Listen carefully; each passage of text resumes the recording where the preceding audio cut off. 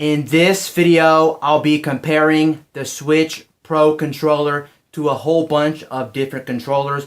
These are the controllers I will be comparing it to. Also, since this is an option on the last gen Nintendo console, the Wii U, I will also be comparing it to the Wii U's gamepad. Now, unfortunately, I cannot compare the Pro controller to any Sony PlayStation controllers. Unfortunately, I don't have any controllers laying around for PlayStation. Not that I'm against Sony or anything. I actually do love Sony platforms. It's just at the moment I don't currently have any Sony controllers. So these are going to be all the options.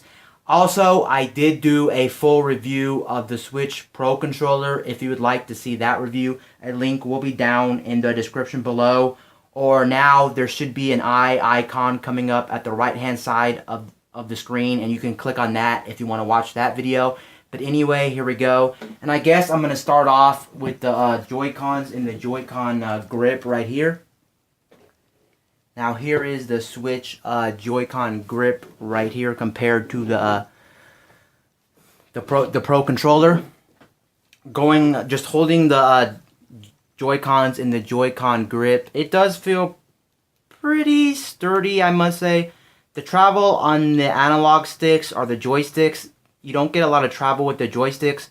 And of course on the buttons also, the buttons are very, very small. If you can see that on camera, the buttons are small on the Joy-Cons, so the buttons are small. One thing I actually don't like about the Joy-Cons, this may be nitpicky or this may just be me, but if you flip it over to the back bumpers, I don't like the top two bumpers just because they're a little bit too thin for my taste. I wish they would have made them a little bit thicker. Honestly, I don't like that aspect. But overall, this is a solid choice. One thing that might bug you is the fact that this thing is pretty small and your hands are pretty close together, so it might bother you. Overall, this thing gets a pretty good battery life and things like that. Honestly, for most situations, if I never had a Pro controller, I can definitely see myself playing with this and having no issues with the system altogether. I do love this as an option, except for the back buttons being, the back two front bumpers being a little bit too thin, but overall, great. But now, if you compare it to the Switch Pro controller,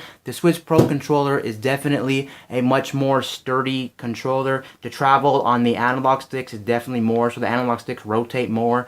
And honestly, talking about the Switch Pro controller, what I can say is the buttons here, at least the A, B, Y, and X buttons, on the controller itself are really, really, really big. I think they're some of the biggest buttons on any controller.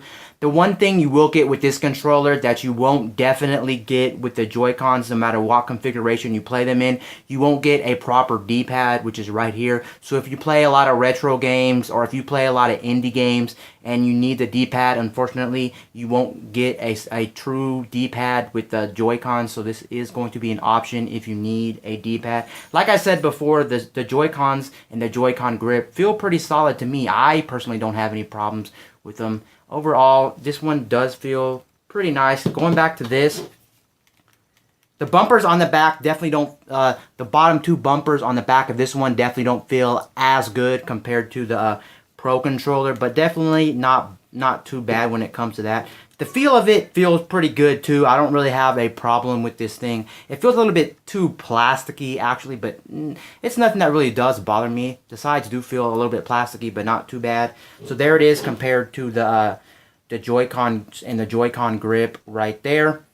Next, I'm going to move on to the Wii U. Here is the Wii U's Pro controller. And if you're wondering how I like my my analog sticks on my controllers, personally, I don't care if they're side by side or they're diagonal.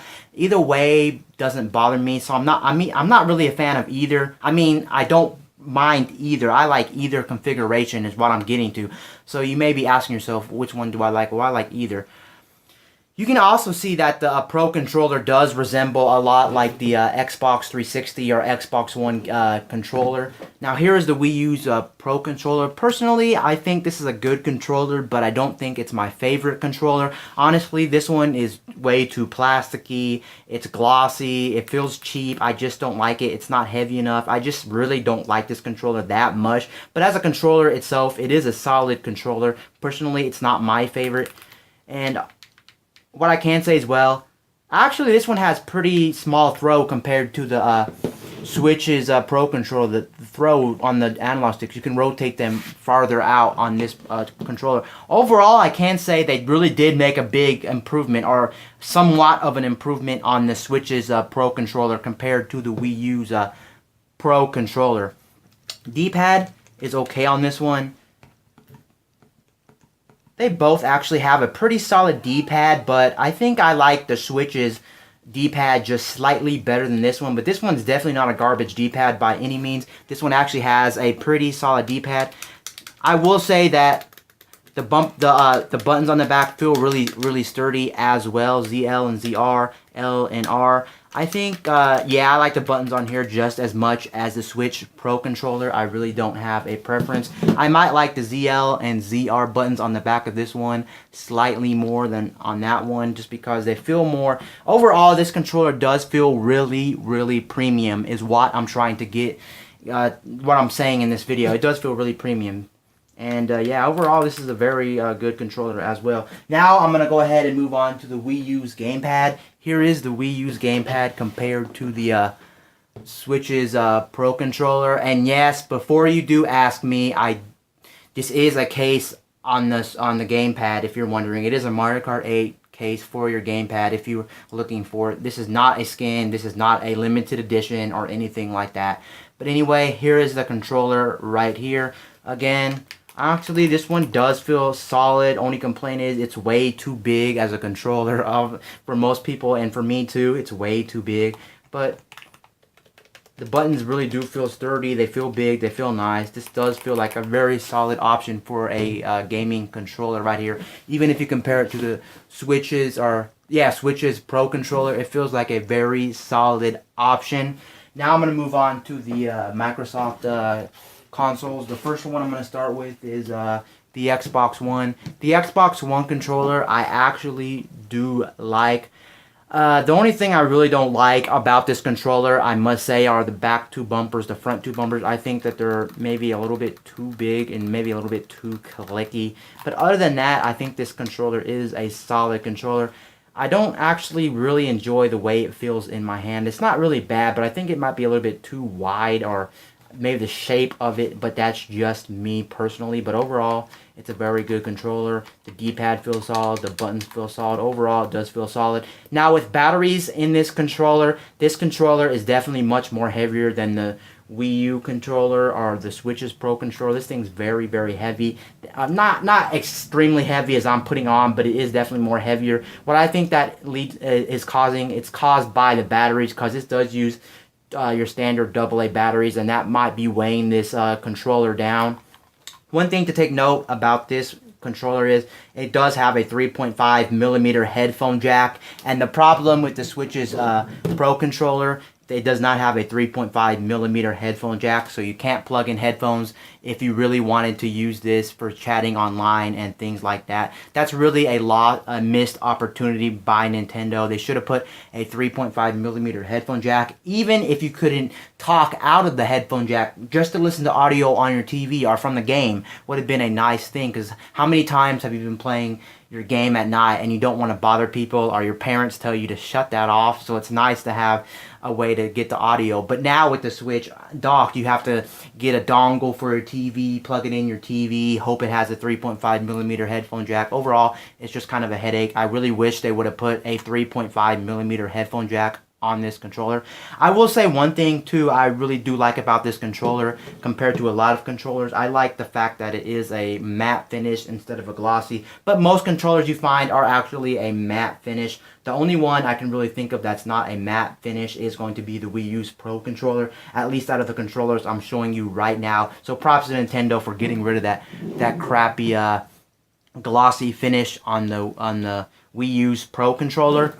Next, I am going to move on, in the final controller, I am going to move on to the 360's controller. And honestly, I personally think this is one of the best controllers ever made. But the only problem with this controller, obviously, that everyone knows, and if you've used this controller, you know what I'm talking about. The D-pad is one of the worst D-pads on any system ever made. I don't know why they'd make it a full button like this too, instead of making them separate directions. It's just one big button, and it's just clunky. It just feels bad. It's just really, but overall, the way it grips in your hand, the way it feels and everything like that is just very nice. The buttons are pretty big. The bumpers on here, actually, now thinking about it, are a little bit too thin, just coming from the Switch or coming from any other controller, especially the Xbox One controller, now that I'm playing it. It's still not as thin as the Joy-Cons, thankfully. And I have not actually played a 360 in quite some time now, but yeah, these buttons are pretty small, I must say, compared to the other ones. But by itself, they're not too big of a buttons. Overall, this thing does feel really solid.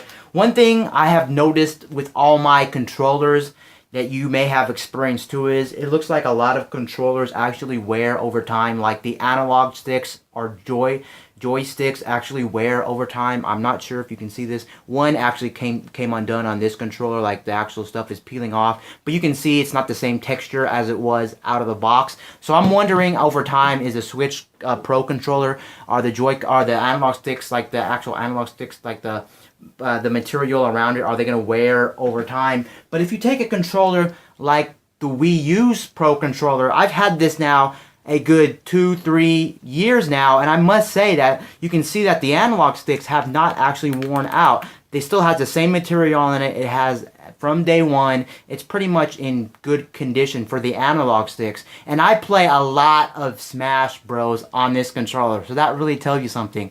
Yes, I know I am a savage when it comes to Smash Brothers. I do use this for Smash Brothers. Shame on me, I know, but yeah, so you can see that this one doesn't wear. So I'm hoping that the Switch Pro controller does not wear over time. I'm hoping that the analog sticks stay the same on the Switch's Pro controller. We'll have to see over time. I've had the controller only about 2.5 weeks now, so I can't really tell you if it's going to hold up. So far, I'm not seeing any wear on the analog sticks, but I really haven't played a game, like a fighting game or anything that really I'm going to have to be moving the buttons a lot, so I can't really confirm that. But anyway, that's just some comparisons to the Switch Pro controller. Anyway, guys, peace out. I'll see you guys later in my next video. I'm out, guys.